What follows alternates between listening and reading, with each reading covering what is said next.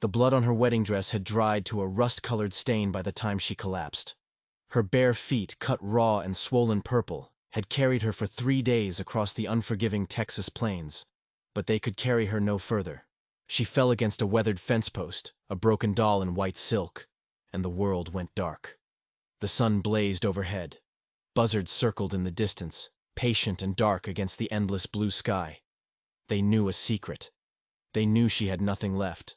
No family to run to, no husband to call her own, no future beyond this final, dusty surrender. What she didn't know was that salvation sometimes rides a bay gelding, with calloused hands and eyes that have seen too much suffering to look away. Thaddeus Kane was riding the boundary of his ranch when he saw her. Just a smudge of white against the brown of the plains. At first, he figured it was another drifter. The drought had pushed a lot of desperate souls across his land, looking for work, for a handout, for anything. But as he got closer, his weathered face tightened. This wasn't a drifter. This was a woman. Young, beautiful, and wearing what was left of a wedding gown. The dress was torn, stained with dirt and blood and tears, but he could see it was made of fine silk, the kind of thing that cost more than he made in a year. Her dark hair was a tangled mess around a face that was still lovely, despite the trauma etched into it. Even unconscious, she was clutching something against her chest. A lifeline. Thaddeus swung down from his horse, his boots sinking into the dry earth. He knelt beside her, his rough fingers gently searching for a pulse at her neck. It was weak, thready, but it was there. Dehydration and exhaustion had taken her, but she wasn't gone yet. He lifted her into his arms. She was so light, like a broken bird. Her body seemed to fold into itself, fragile and small. As he settled her against his chest, the object she was holding slipped from her grasp and fell to the ground. It was a crumpled photograph. He picked it up. It showed the same woman, smiling, standing next to a handsome man in a fancy suit. It was their wedding day, but something was wrong with the picture. The man's smile didn't reach his eyes. His arm around her waist looked less like an embrace and more like a claim. Thaddeus tucked the photo into his pocket, lifted the woman back into his arms, and turned his horse for home. He didn't know who she was or what she was running from. But he knew one thing for sure. Whatever it was bad. And it might just be following her. His ranch house was a fortress, built of timber and stone 2 miles back from any main road. He'd built it with his own hands after the war, a practical home for a practical man. It was quiet, solid, and safe. He carried her inside and laid her gently on the simple sofa in his parlor. The room smelled of leather, pipe tobacco, and old books. He fetched a basin of clean water from the well out back and a clean cloth, then started the grim work of tending to her wounds. Her feet were the worst. They were a mess of cuts, thorns, and blisters. It was a miracle she'd been able to walk on them at all. As he carefully cleaned the dirt and grime away, he tried to piece together her story. An expensive wedding dress, bare feet, a desperate flight across 15 miles of wilderness. It didn't add up. He found more cuts on her hands, like she'd climbed something tall and sharp. There was a dark bruise forming on her temple, partially hidden by her hair. This wasn't just a woman who had run away. This was a woman who had escaped. She began to stir as the cool water touched her feverish skin. Her eyelids fluttered, revealing eyes the color of a gathering storm, a deep, weary gray-green. Panic flashed across her face as she took in the unfamiliar room, the strange man leaning over her. She tried to sit up, a wild animal instinct taking over. "Easy now," Thaddeus said, his voice low and calm, the same voice he used to gentle a spooked horse. "You're safe here. I found you collapsed on my land." She stared at him, her eyes wide with a desperate fear that told him she'd learned not to trust anyone easily. She looked at his weathered face, his steady hands, trying to decide if he was a savior or another monster. Where am I?" she whispered, her voice a dry rasp. "My ranch. About 15 miles northwest of Cedar Grove. The name's Thaddeus Kane." He didn't push her for her name, for her story. He just kept tending to her wounds. You've been out for a few hours. When was the last time you ate? She tried to think. The days since the wedding were a blur of terror and pain. I can't remember, she admitted, her voice trembling. Thaddeus just nodded, no judgment in his eyes. I'll fix you something simple. Your stomach will need to get used to food again. He stood and walked toward the kitchen, then paused in the doorway. There are some clean clothes in the bedroom. They belong to my sister. About your size, I reckon. His simple kindness was almost too much for her to bear. After 3 days of believing she was utterly alone, this stranger's offer of food and clothing felt like a miracle she didn't deserve. Why are you helping me? The question slipped out before she could stop it. Thaddeus turned back, his expression thoughtful. A man who wouldn't help a woman in your state ain't no man at all, he said. Rest. We can talk when you've got your strength back. Alone again, Cordelia let her eyes wander around the parlor. It was a man's room, sparse but comfortable. A stone fireplace dominated one wall, and bookshelves lined another, filled with everything from farming manuals to Shakespeare. This was a man who worked with his hands, but also with his mind. A dangerous combination, she thought. She looked down at her ruined wedding dress, the bloodstain a stark reminder of her escape. But then she remembered the photograph. Where was it? She frantically searched her dress, her panic rising again. The photo was all she had left of the life that had been stolen from her. Thaddeus came back in, holding a steaming bowl of soup. He saw the look on her face. Looking for this? He asked, pulling the crumpled photo from his pocket. She snatched it from him, clutching it to her chest. He saw the desperation in her eyes and made a decision. He wasn't going to ask her about the man in the picture. Not yet. First, he had to earn her trust. And in this part of Texas, trust was a currency harder to come by than water. She ate the soup slowly, each spoonful a small victory against the starvation that had nearly claimed her. It was a simple vegetable broth, but it tasted like the finest meal she'd ever had. As she ate, she watched Thaddeus from across the small kitchen table. He was a quiet man, comfortable in the silence. He drank his coffee and watched the horizon through the window, his face a mask of quiet contemplation. She finally found her voice again. The clothes. They fit, she said, gesturing to the simple brown dress she'd changed into. It felt strange and wonderful to be out of the ruined wedding gown, like shedding a skin. They were my sister's. Catherine, he said, his voice soft with a distant memory. She passed through here a couple years back, on her way to California. Said her wagon was too heavy for the mountains, so she left some things behind. Do you hear from her? Cordelia asked, hungry for any scrap of normal conversation. Letters, now and again. Her husband's a good man. Treats her right. He glanced at the photograph she'd placed on the table, a silent accusation. Can't say the same for all men, it seems. Cordelia flinched, pulling the photo closer. No, she whispered. You can't. Thaddeus leaned forward, his blue eyes serious. I'm not going to press you for your story, he said. But I need to know one thing. Is there someone looking for you? Someone who might bring trouble to my doorstep? This was the moment of truth.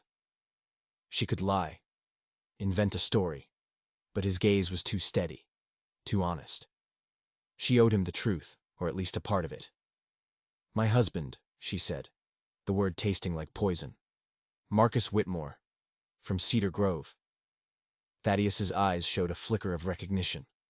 I know the name. Rich man. Owns half the town. He owns people too, Cordelia said, a bitter anger rising in her. Or he thinks he does. I found out things. About his business. Terrible things.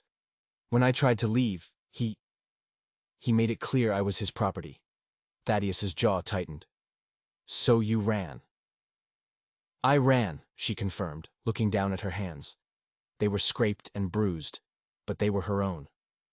I have nowhere to go, no family. He has money, influence. Everyone in Cedar Grove is afraid of him. Cedar Grove is 15 miles away, Thaddeus said, his voice a low rumble. Different county, different sheriff. Marcus Whitmore's money doesn't spend so well out here. A tiny spark of hope ignited in her chest. You'd let me stay? He considered her for a long moment. For now, he said finally. Until you figure out what's next. But this is a working ranch. I can't afford any dead weight. If you stay, you work. The idea of work, of earning her keep, felt like a lifeline. I can work, she said, her voice stronger now. I can cook, clean. My parents had a small farm before. I know what hard work is. Good, Thaddeus said, standing up. There's a storm coming in. We'll be stuck inside today. Tomorrow, if you're feeling up to it, I'll show you the ranch. As if on cue, thunder rumbled in the distance. The sky outside was turning a bruised purple. A storm was indeed coming. But for the first time in days, Cordelia wasn't afraid. Inside these solid walls, with this steady, quiet man, the storm felt like a shield, not a threat. She looked at Thaddeus, a question burning in her mind. Why didn't you ask me more questions? About the man in the photograph? About the blood on my dress? He turned back to face her, and for a moment she saw a deep, old pain in his eyes. Because I've learned that women don't run barefoot across 15 miles of wilderness in a wedding dress without a damn good reason, he said. And because I believe everyone deserves a chance to start over. But as the first drops of rain began to hit the window pane, a new, terrifying thought struck Cordelia. This man, Thaddeus, was kind. He was offering her a sanctuary. But what if he wasn't who he seemed? What if his kindness was just a different kind of trap? She was a woman, alone and vulnerable. He was a man, strong and isolated. She had just escaped one prison, and she couldn't shake the chilling thought that she might have just walked right into another one. The storm broke with a fury only Texas can deliver. Rain lashed against the windows, and wind howled like a hungry wolf. But inside the ranch house, it was warm and dry. Thaddeus had built a fire in the stone fireplace, and Cordelia found herself drawn to its warmth, watching the flames dance. He'd given her the run of the house while he worked on some account books in a small office. She explored cautiously, her bare feet silent on the wooden floors. The house was like the man, solid, unpretentious, and built to last. There were no frills, but everything was well made and cared for. On the mantelpiece, she found a tarnished silver frame holding a photograph.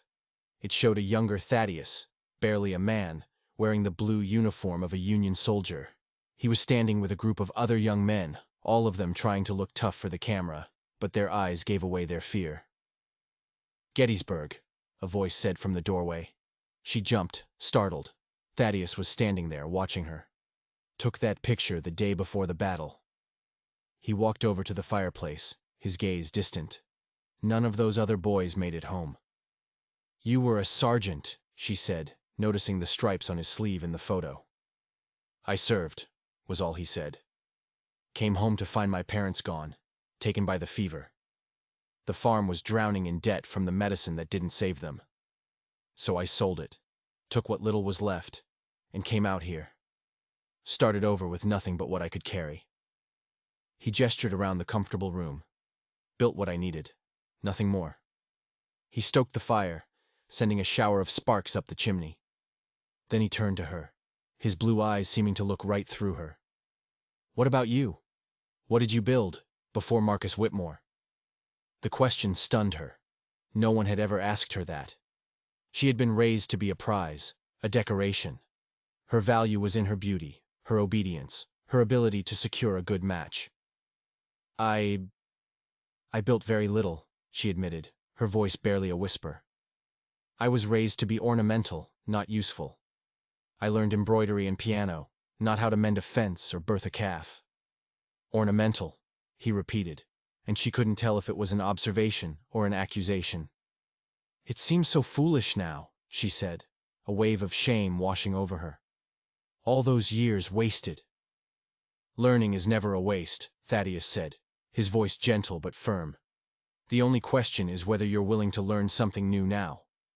Outside, a brilliant flash of lightning lit up the room, followed by a crack of thunder that seemed to shake the house to its foundations.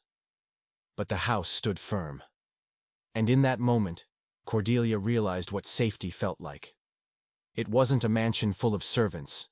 It was solid walls, a warm fire, and a man who asked what she wanted to build, not what she was worth.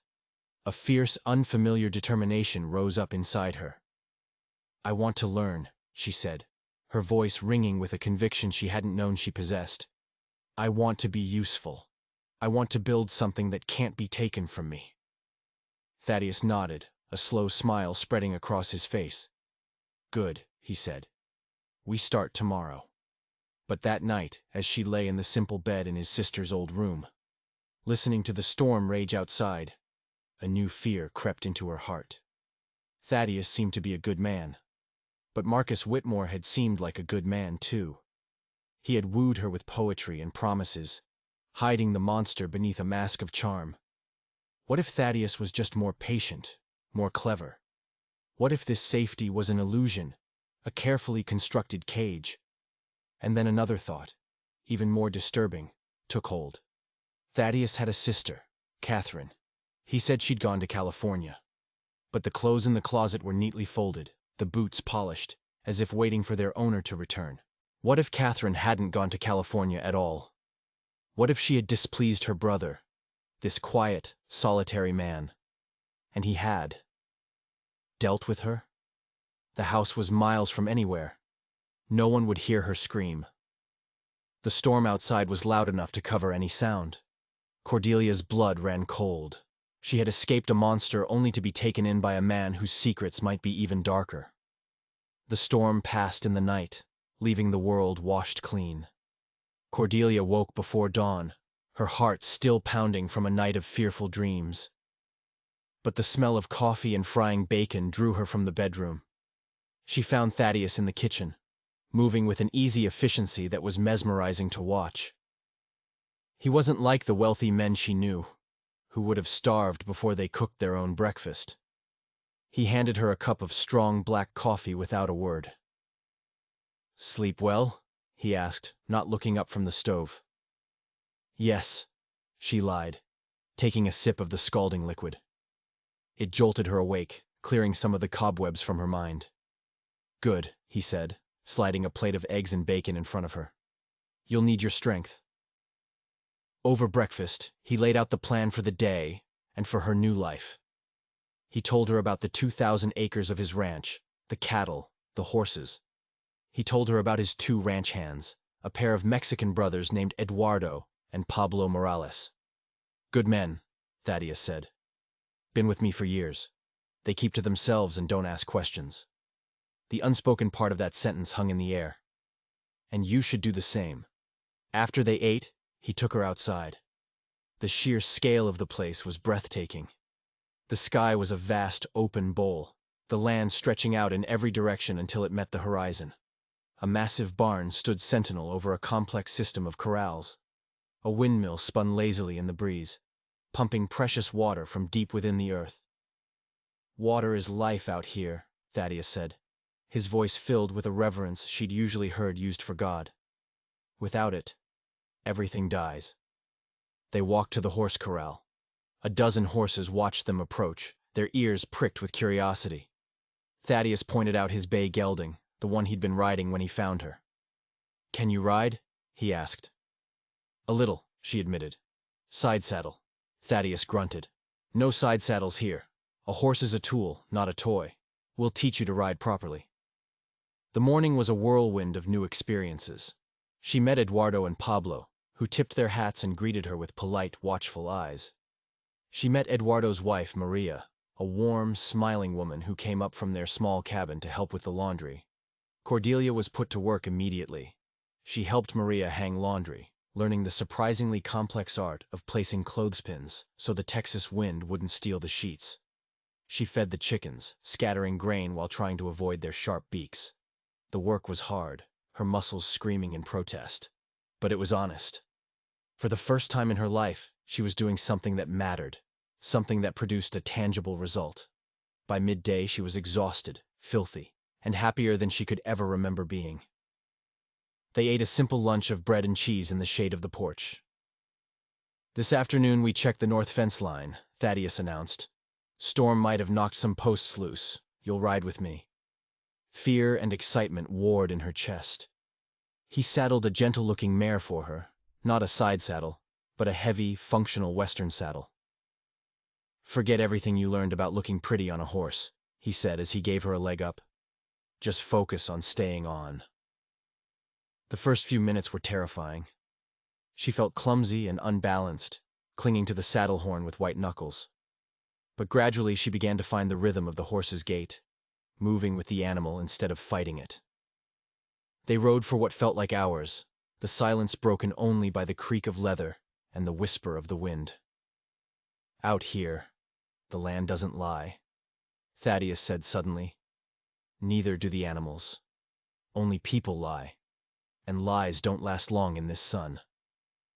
They found a section of fence that had been smashed, the wire snapped. Thaddeus dismounted and pulled tools from his saddlebags. "Hold this," he said, handing her a pair of wire stretchers. The work was tough, their hands often brushing as they struggled with the tangled wire. It was a partnership, a dance of shared effort that was completely new to her. He told her stories of the ranch, of droughts and blizzards, of the constant battle to survive. He spoke of the land with a deep, abiding love that was almost palpable. As they rode back in the late afternoon sun, a comfortable silence settled between them. She had survived her first day. She had worked, she had learned, and she had proven, mostly to herself, that she was more than just an ornament. "You did good today," Thaddeus said as they unsaddled the horses in the barn. The simple praise warmed her more than any flowery compliment ever had. Later that night, as they washed the dinner dishes, she finally asked the question that had been haunting her. "What about my husband? What if Marcus comes looking for me?" Thaddeus didn't stop drying the plate in his hand. "Men like him rarely stray far from their comfort zone," he said, his voice calm. "He'll likely figure you died in the wilderness, but if he does come, we'll make it clear that you're under my protection." His quiet confidence was reassuring. But as she went to her room, she saw something that brought all her fears rushing back. The door to his sister Catherine's room, the room next to hers, was slightly ajar. Cordelia knew she shouldn't, but a morbid curiosity compelled her to peek inside. The room was pristine, the bed perfectly made, a hairbrush laid out on the dresser. But on the wall, half hidden behind a simple curtain, was a series of faint, vertical scratches in the wood. They looked like fingernail marks, dozens of them, as if someone had been locked in, desperately trying to claw their way out. The blood drained from her face. Maybe Catherine hadn't gone to California. Maybe she had tried to leave. And Thaddeus, the quiet, protective rancher, hadn't let her go.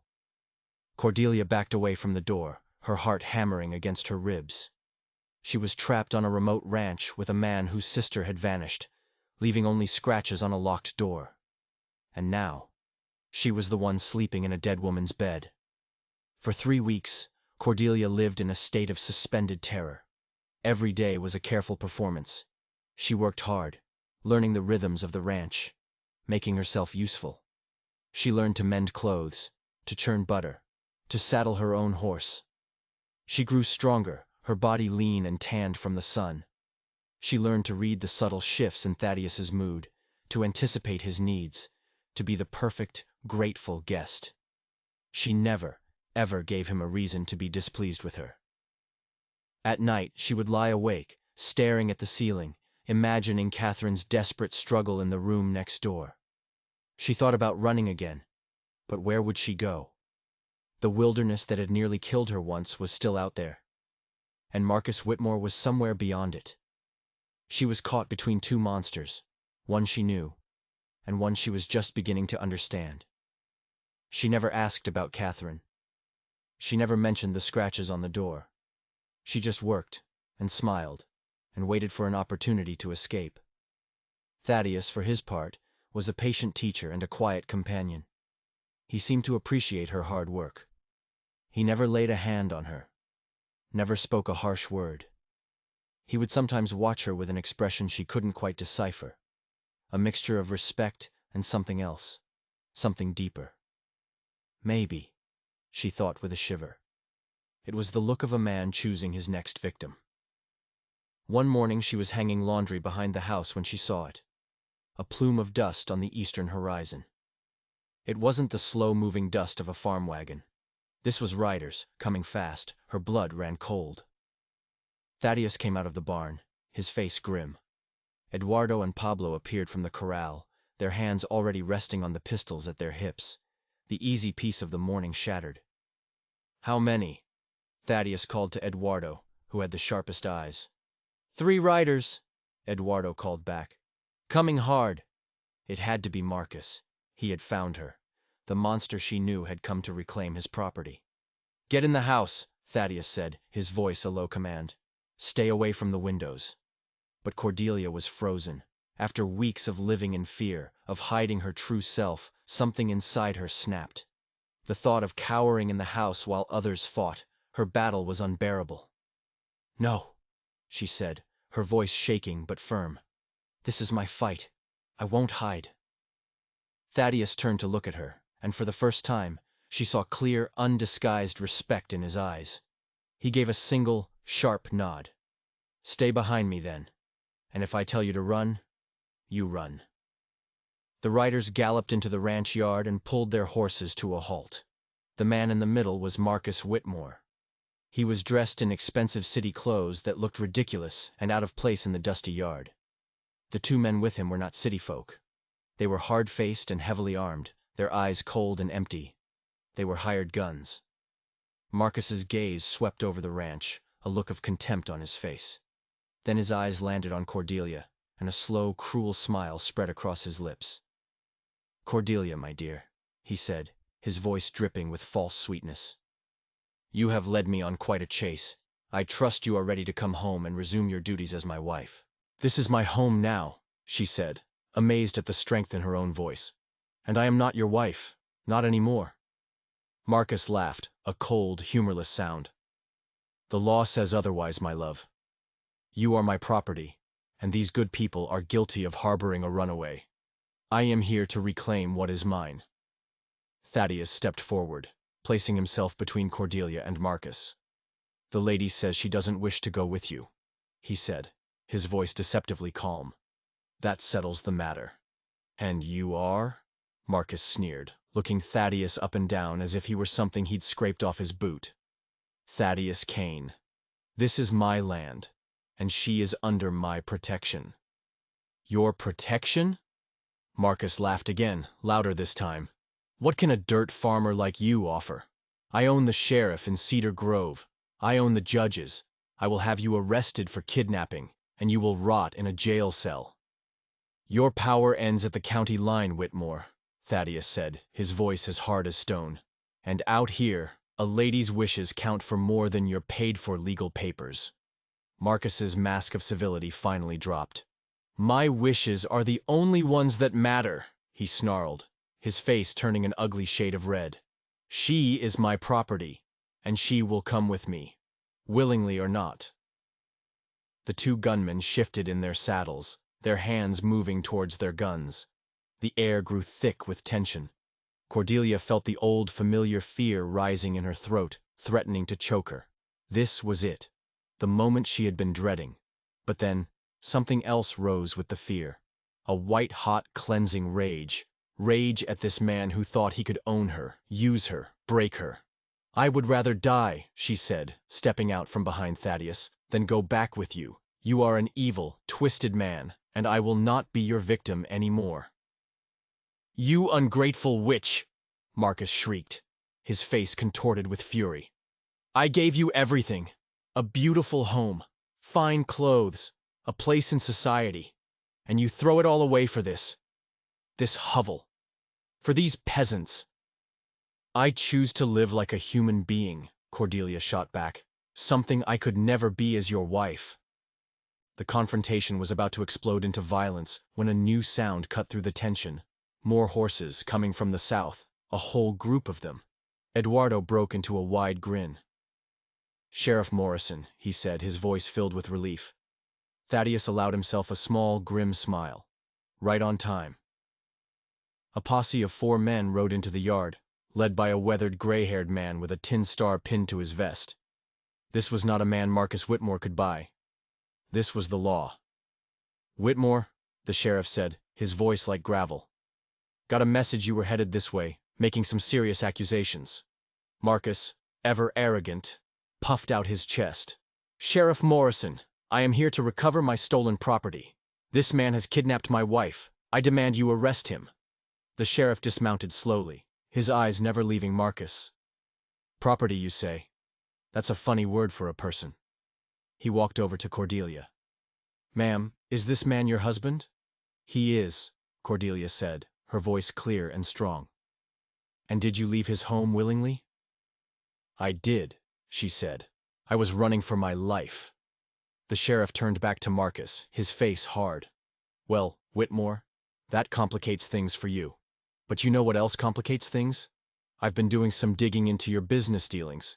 Seems a lot of young women who work for you have a habit of disappearing." The color drained from Marcus's face. "You have no proof of anything," he blustered. "Actually," the sheriff said, "I do. We found one of them, a girl named Sarah. She was hiding out in a church in San Antonio. She had quite a story to tell. About you. About your appetites. And about what you did to your own brother, James." At the mention of the name James, the crumpled photograph in Cordelia's pocket suddenly felt like it was burning a hole through her dress. The man in the picture, her first love. The man Marcus had told her was dead. "James is dead!" Marcus yelled, his voice cracking. "A tragic accident." "Was it?" the sheriff asked quietly. "Because Sarah says you pushed him down a flight of stairs. She says you locked him in the cellar, told everyone he was dead, and then you forced his fiancée, a young woman named Cordelia, to marry you instead." Everything clicked into place. The lies, the cruelty, the wedding. It wasn't about love or marriage. It was about stealing his brother's fortune and his brother's bride. The world spun around Cordelia. James was alive. He was alive, and he was a prisoner. The cornered animal is always the most dangerous. "If I can't have her," Marcus screamed, his eyes wild with madness, his hand flying to the gun at his hip, "then no one can." In the split second that followed, guns were drawn. Thaddeus, the sheriff, his deputies. But before anyone could fire, Cordelia did something no one expected. She ran forward, not away from the danger, but directly into it, placing her own body between Marcus and Thaddeus. "No more," she screamed. "No more killing." Marcus froze, his gun aimed at the woman he had tried to break. But she wasn't broken. She was magnificent, fierce, and unafraid, her eyes blazing with a fire he had never seen. And in that moment of hesitation, Thaddeus acted. He didn't shoot. He lunged, tackling Marcus and sending them both tumbling to the dusty ground. The gun went off, the shot going wild, and then the deputies were on them, disarming the gunman, cuffing a screaming, struggling Marcus Whitmore. It was over. But as the dust settled, Cordelia looked at Thaddeus, the man who had saved her, the man who had taught her to be strong. And then she looked towards Cedar Grove, where James, the man she had once loved, was waiting to be rescued. Her nightmare with Marcus was over. But her life had just become impossibly, heartbreakingly complicated. She had to choose, and she had no idea what she was going to do. The rescue of James Whitmore was swift and decisive. Sheriff Morrison and his deputies rode to Cedar Grove with a warrant that couldn't be ignored, even by Marcus's paid-off lawmen.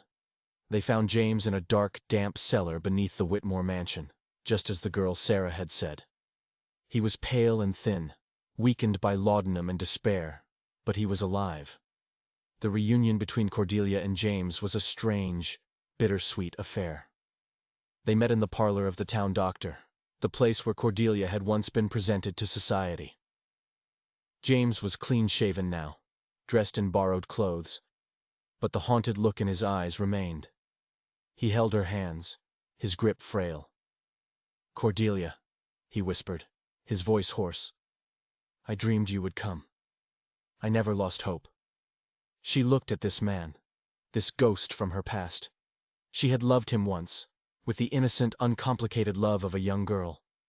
He was gentle and kind, everything his brother was not. But as she stood there, she felt a profound sense of distance, as if she were looking at him across a vast canyon carved by time and trauma. The woman who had loved James Whitmore no longer existed. She had died somewhere out on the Texas plains. A new woman had been born in her place, a woman forged in fear and hard work, a woman who had learned the difference between a pretty promise and the solid reality of a man who would stand between you and a bullet. Thaddeus had waited for her outside, giving her privacy. He stood by his horse, his hat in his hands, not looking at the doctor's house, but at the distant horizon. When she came out, her face pale and troubled, he didn't ask any questions. He just helped her onto her horse, and they began the long, silent ride back to the ranch. The next few weeks were a blur. Marcus Whitmore's trial was the talk of the state. One by one, his crimes were laid bare for all to see. Fraud, extortion, kidnapping, attempted murder. The girl Sarah testified. Other women, emboldened by Marcus's fall from power, came forward with their own stories of abuse and exploitation. Cordelia testified, her voice clear and steady, as she told the court about her 3 days of marriage and her desperate flight to freedom. James testified, his voice weak but unwavering as he described his brother's betrayal. Marcus was found guilty on all counts and sentenced to hang. Justice, it seemed, had finally been served. James began to recover his strength, and with it, his fortune. He was, once again, one of the wealthiest men in the county. He came to the ranch often, riding out in a fine carriage, bringing gifts for Cordelia, dresses of silk and velvet, delicate jewelry, books of poetry. They were the things the old Cordelia would have loved. To the new Cordelia, they felt like chains. He would talk for hours about their future, about the grand house he would build for her, the trips they would take to Europe, the life of ease and luxury they would share. He was kind, he was devoted, and he was offering her everything she had ever been taught to want.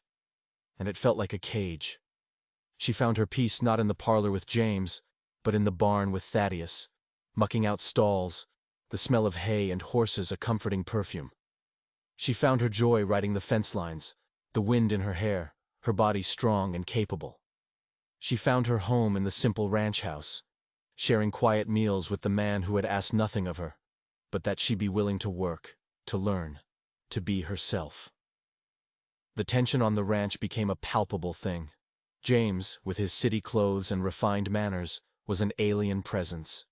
He treated Thaddeus with a polite condescension, the way a king might treat a loyal but insignificant subject. He saw Thaddeus as the hired help who had looked after his fiancée, and he was prepared to reward him handsomely for his service, and then dismiss him.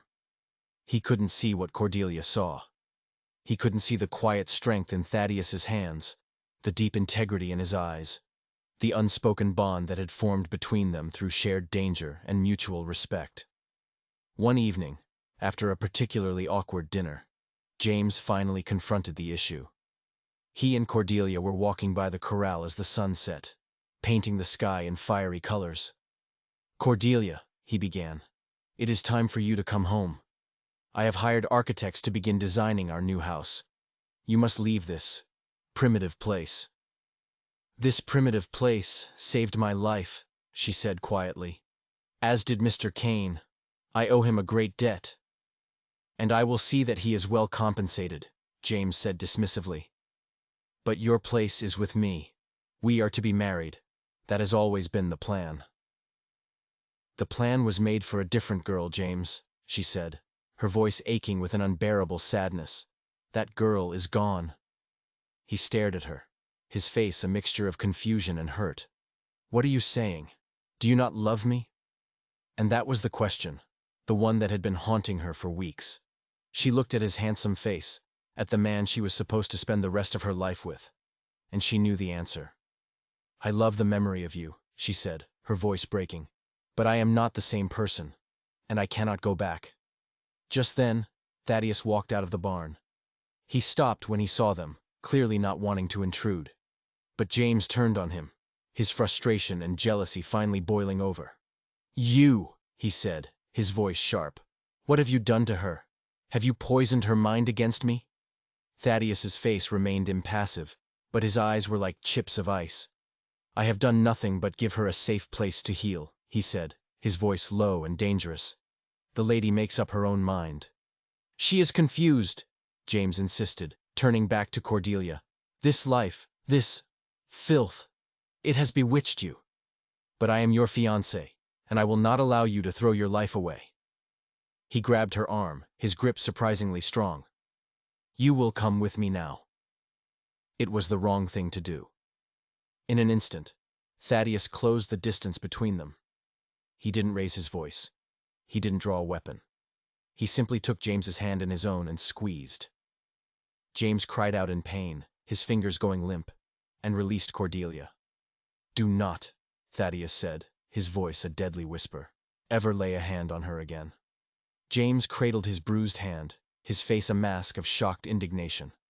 He looked from Thaddeus's cold, hard face to Cordelia's resolute one, and in that moment he finally understood.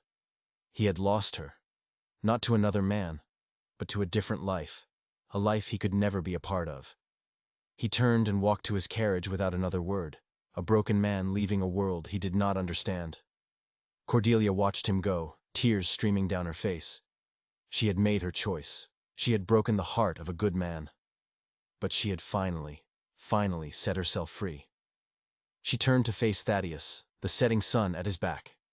He stood there, solid and real, not saying a word, just watching her, waiting. The silence stretched between them, filled with unspoken possibilities. Her old life was gone. Her new life was just beginning. And it was more terrifying, and more wonderful, than anything she could have ever imagined. She was standing on a precipice, and she had to decide whether to turn back or to take a leap of faith. They didn't speak of James's departure for days. An unspoken agreement seemed to settle over the ranch, a silent acknowledgement that a chapter had closed and a new one was yet to be written.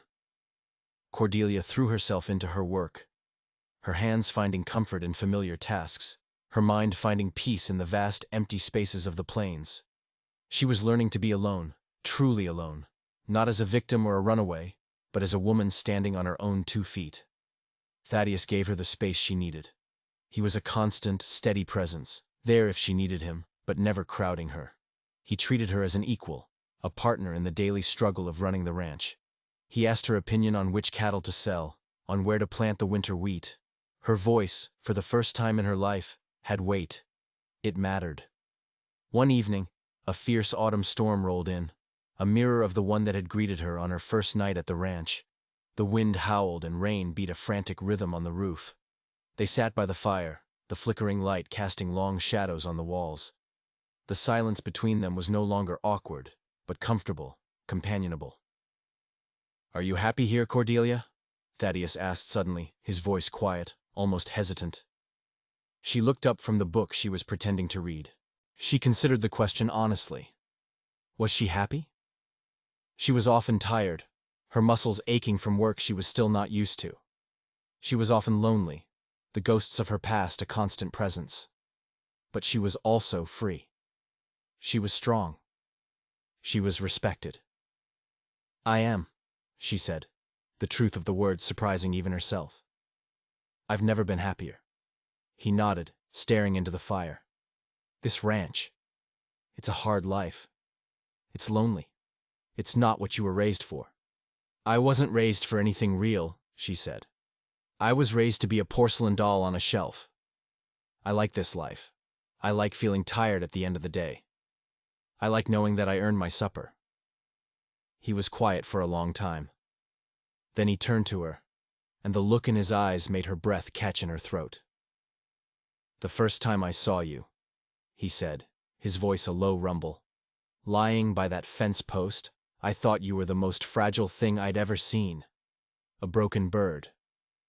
But I was wrong. You're the strongest person I've ever known." He reached out, his calloused hand gently touching her cheek. His touch was warm, hesitant, respectful. It was nothing like the possessive grasp of Marcus or the weak grip of James. It was the touch of a man who saw her, truly saw her, for who she was. "Cordelia," he said, her name a prayer on his lips, "I know I have nothing to offer you. No fancy houses, No trips to Europe. Just this land. This hard, lonely life. It's not a lonely life, she whispered, her voice thick with emotion. Not anymore. And then he leaned in and kissed her. It wasn't a passionate, desperate kiss. It was slow and deep, and filled with all the unspoken words that had passed between them over the past few months. It was a kiss of respect, of partnership, of a shared future built not on promises, but on the solid foundation of shared work and mutual admiration.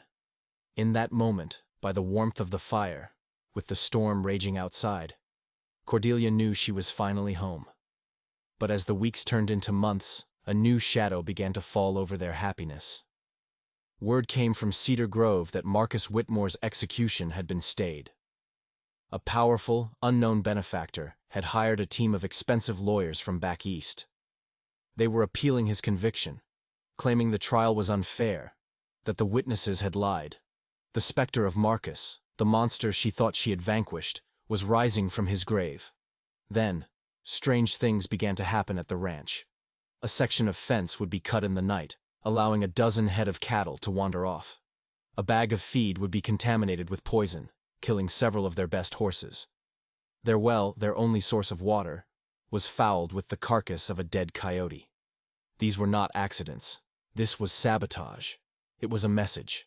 Thaddeus and the Morales brothers started carrying rifles wherever they went. They took turns standing watch at night. The easy peace of the ranch was replaced by a constant, gnawing anxiety. They were under siege. One night, as Thaddeus was on watch, Cordelia was woken by the smell of smoke. She ran to the window and saw a horrifying sight. The barn, the heart of their ranch, was on fire, flames leaping high into the night sky. She screamed, and in moments the entire ranch was awake, running towards the inferno with buckets of water. They fought the fire with a desperate fury, but it was a losing battle. The old dry timber of the barn went up like a tinderbox. They could only watch, helpless, as the roof collapsed in a shower of sparks and embers, taking with it their winter hay, their tools, their saddles, everything. They had saved the horses, but the barn was a total loss. As dawn broke, they stood in the smoldering ruins, their faces black with soot, their hearts filled with despair. This was more than just sabotage. This was an attempt to destroy them, to drive them off the land. As they were sifting through the wreckage, Pablo Morales found something in the ashes. It was a small, ornate silver cigar case. Cordelia recognized it instantly. It was Marcus Whitmore's. He hadn't just hired lawyers. He had hired arsonists. He was out of prison, and he was coming for them. The law couldn't protect them. His money had bought him his freedom, and it could buy him an army of men who would do his bidding. They were on their own, trapped on a remote ranch, facing an enemy who would stop at nothing to get his revenge. Their dream of a life together was turning into a nightmare, and Cordelia knew, with a certainty that chilled her to the bone, that Marcus wouldn't be satisfied with just ruining them. He wanted her back, and he would burn down the entire world to get her. The fire broke something in them. The loss of the barn was a devastating blow, but it was the message behind it that was truly terrifying. Marcus was free, and his vengeance was not just a possibility, but a certainty. The ranch no longer felt like a sanctuary. It felt like a trap. Every shadow seemed to hold a threat. Every gust of wind sounded like an approaching rider. Thaddeus grew quiet and withdrawn, the lines on his face deepening with worry. He, Eduardo, and Pablo were armed at all times, their eyes constantly scanning the horizon. The work of the ranch continued, but the joy was gone, replaced by a grim, desperate resolve. Cordelia felt a crushing weight of guilt. She had brought this danger to their door. These good people were suffering because of her. One night, she found Thaddeus staring into the smoldering ruins of the barn, a look of utter defeat on his face. "This is my fault," she said, her voice choked with tears. "I should leave. If I'm gone, he'll leave you alone." Thaddeus turned to her, his eyes blazing with a fierce intensity she had never seen before. "Don't you ever say that," he said, his voice a low growl. "This is not your fault. This is the fault of a monster who thinks he can buy the world. And you are not leaving. This is your home. We will not run. We will fight." His words were meant to be reassuring, but they filled her with a new dread. She had seen the madness in Marcus's eyes. A fight with him would not end in arrests and trials. It would end in blood. A few days later, a lone rider approached the ranch. It was Sheriff Morrison. He looked older, wearier than the last time she had seen him. "I came to warn you," he said, accepting a cup of coffee from Cordelia. "Whitmore is a free man. His lawyers found a loophole, bribed a judge. He's back in Cedar Grove, acting like he owns the place."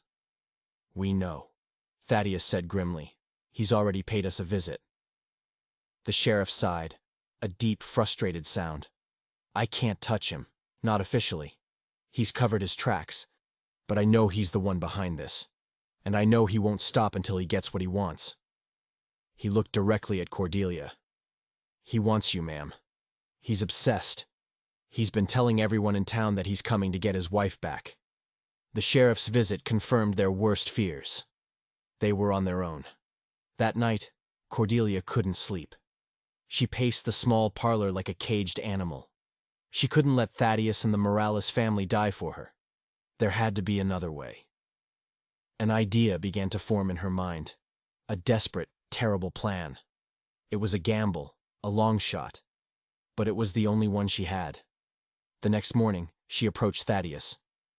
"I have to go back," she said, her voice steady despite the fear that was churning in her stomach. He stared at her as if she had lost her mind. "Go back where? To Cedar Grove?" "Absolutely not. I have to face him," she insisted. "This has to end. I am going to turn myself into him. Cordelia, have you gone mad? He will kill you." "No," she said, her eyes meeting his. "He won't kill me. He wants me alive. He wants to own me. But he will kill you to get to me. This is the only way to keep you safe." "I don't care about my safety," he roared, his fists clenched at his sides. "I care about you." "And I care about you," she cried, tears finally streaming down her face. "That's why I have to do this. But I am not going in alone. I have a plan." She explained her idea, her voice low and urgent. It was risky, almost suicidal, but as he listened, the anger in his eyes was slowly replaced by a dawning grudging respect. It was a clever plan, a dangerous plan, but it just might work. That afternoon, Pablo Morales rode for Cedar Grove. He carried a message, a white flag of surrender from Cordelia to Marcus. It said that she was tired of fighting, that she knew she had lost. It said she would willingly return to him, to be his wife, on one condition: that he call off his men and leave Thaddeus Kane and his ranch in peace. She proposed a meeting place, the old, abandoned mission halfway between the ranch and the town. She would come alone. She would be his. Marcus, blinded by his arrogance and obsession, took the bait. A reply came the next day. He agreed to her terms. He would meet her at the mission at dawn, 2 days from now. He, too, would come alone. The night before the meeting was the longest of Cordelia's life. She and Thaddeus sat by the fire, not speaking, their hands clasped tightly together. There were 1,000 things to say, but no words seemed adequate. They both knew that this could be their last night together. As dawn approached, she dressed carefully. Not in the simple work dress of the ranch, but in one of the fine silk gowns James had given her. She looked once again like the ornamental doll she had once been. It was part of the plan. Thaddeus helped her onto her horse. He looked at her, his face a mask of grief and fear. "I love you," he said, his voice rough with emotion. "I love you too," she whispered. "Come back to me," he said. "I will," she promised. She rode away from the ranch, alone, towards the rising sun, towards the monster she had to face. She didn't look back. If she did, she knew her courage would fail her. She was a soldier marching into battle, armed with nothing but a desperate plan and the hope that the man she loved had understood his part in it. The old mission stood in ruins, a skeleton against the pale morning sky. It was a place of ghosts and forgotten prayers. Cordelia dismounted, her heart pounding a frantic rhythm against her ribs. She was terrified, but she pushed the fear down. She had to be strong. She had to see this through. She didn't have to wait long. Marcus appeared over the rise, just as the first rays of sun touched the crumbling adobe walls. He was alone, just as he had promised. He rode a magnificent black stallion, a stark contrast to Thaddeus's sturdy ranch horses. He dismounted and walked towards her, a triumphant, possessive smile on his face. "Cordelia," he said, his voice smooth as silk. "I knew you would come to your senses. I knew you would realize where you truly belong." He reached for her, but she took a step back. "The agreement," she said, her voice colder than she thought possible. "You will leave Thaddeus Kane and his ranch alone. You will call off your men."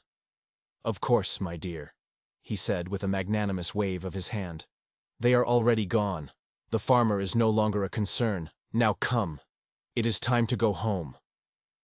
He took another step towards her, his eyes burning with a feverish light. She could smell the whiskey on his breath. He was drunk on power and victory. This was the moment. "There is one more thing," she said, her hand moving to the small reticule that hung from her wrist. He frowned, his patience wearing thin. "What is it?"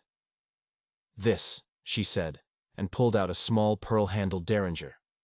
It was the gun Thaddeus had given her, the one she had practiced with for hours in secret. She aimed it at his chest, her hand surprisingly steady. Marcus stared at the gun, and then at her, and then he threw his head back and laughed. "You? You would shoot me? You don't have the nerve.